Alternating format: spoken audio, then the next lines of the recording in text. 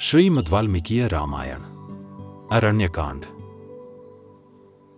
13वां सर्ग 25 श्लोक। सारांश।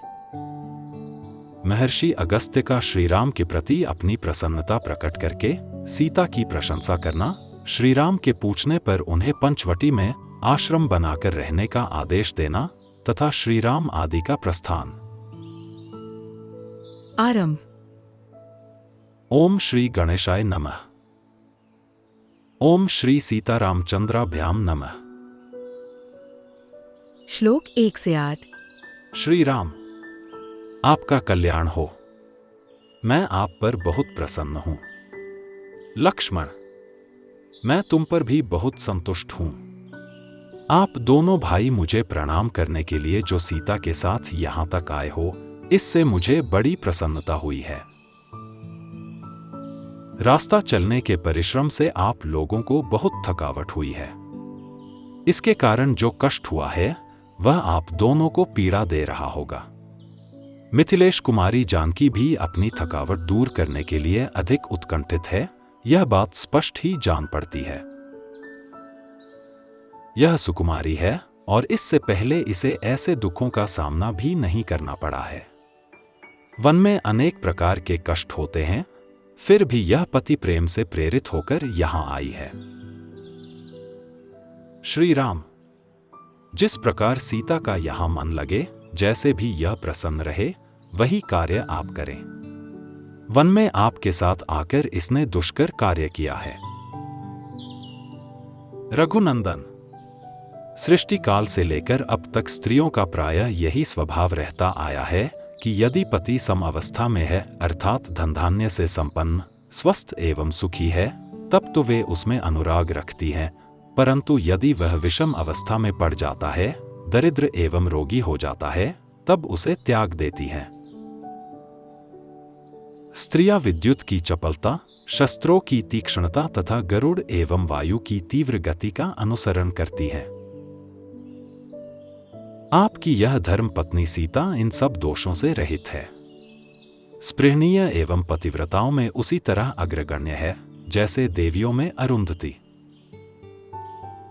शत्रु दमन। श्री राम, आज से इस देश की शोभा बढ़ गई, जहां सुमित्रा कुमार लक्ष्मण और विदेह नंदिनी सीता के साथ आप निवास करेंगे। श्लोक 9 से 22। मुनि के ऐसा कहने पर श्री रामचंद्र जी ने प्रज्वलित अग्नि के समान तेजस्वी उन महर्षि से दोनों हाथ जोड़कर यह विनययुक्त बात कही। भाई और पत्नी सहित जिसके अर्थात मेरे गुणों से हमारे गुरुदेव मुनिवर अगस्त्य जी यदि संतुष्ट हो रहे हैं, तब तो मैं धन्य हो गया हूँ। मुझ पर मुनीश्वर का महान अनुग्रह है। परंतु मुने, अब आप मुझे ऐसा कोई स्थान बताइए जहाँ बहुत से वन हो, जल की भी सुविधा हो तथा जहाँ आश्रम बनाकर मैं सुखपूर्वक सानंद निवास कर सकूं। श्रीराम का यह कथन सुनकर मुनिश्रेष्ठ धर्मात्मा अगस्त्य ने 2 घड़ी तक कुछ सोच विचार किया। तदंतर वे यह शुभ वचन बोले। तात, यहां से 2 योजन की दूरी पर पंचवटी नाम से विख्यात एक बहुत ही सुंदर स्थान है, जहां बहुत से मृग रहते हैं तथा फल मूल और जल की अधिक सुविधा है। वहीं जाकर लक्ष्मण के साथ आप आश्रम बनाइए और पिता की यथोक्त आज्ञा का पालन करते हुए वहां सुखपूर्वक निवास कीजिए। अनग, आपका और राजा दशरथ का यह सारा वृत्तांत मुझे अपनी तपस्या के प्रभाव से तथा आपके प्रति स्नेह होने के कारण अच्छी तरह विदित है।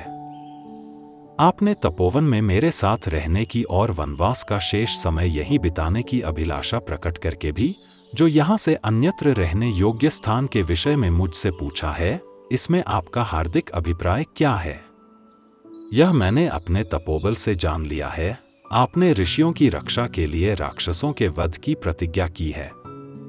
इस प्रतिज्ञा का निर्वाह अन्यत्र रहने से ही हो सकता है, क्योंकि यहां राक्षसों का आना जाना नहीं होता। इसीलिए मैं आपसे कहता हूं कि पंचवटी में जाइए। वहां की वनस्थली बड़ी ही रमणीय है। वहां मिथिलेश कुमारी सीता आनंदपूर्वक सब ओर विचरेंगी। रघुनंदन, वह स्पृहणीय स्थान यहां से अधिक दूर नहीं है, गोदावरी के पास, उसी के तट पर है, अतः मैथिली का मन वहां खूब लगेगा। महाबाहो, वह स्थान प्रचुर फल मूलों से संपन्न, भांति भांति के विहंगमों से सेवित, एकांत, पवित्र और रमणीय है। श्री राम, आप भी सदाचारी और ऋषियों की रक्षा करने में समर्थ हैं, अतः वहां रहकर तपस्वी मुनियों का पालन कीजिएगा। वीर, यह जो महुओं का विशाल वन दिखाई देता है, इसके उत्तर से होकर जाना चाहिए। उस मार्ग से जाते हुए आपको आगे एक बरगद का वृक्ष मिलेगा। उससे आगे कुछ दूर तक ऊंचा मैदान है, उसे पार करने के बाद एक पर्वत दिखाई देगा। उस पर्वत से थोड़ी ही दूरी पर पंचवटी नाम से प्रसिद्ध सुंदर वन है, जो सदा फूलों से सुशोभित रहता है। श्लोक 23 से 25। महर्षि अगस्त्य के ऐसा कहने पर लक्ष्मण सहित श्रीराम ने उनका सत्कार करके उन सत्यवादी महर्षि से वहां जाने की आज्ञा मांगी। उनकी आज्ञा पाकर उन दोनों भाइयों ने उनके चरणों की वंदना की और सीता के साथ वे पंचवटी नामक आश्रम की ओर चले। राजकुमार श्रीराम और लक्ष्मण ने पीठ पर तरकस बांध, हाथ में धनुष ले लिए। वे दोनों भाई सम्रांगणों में कातरता दिखाने वाले नहीं थे।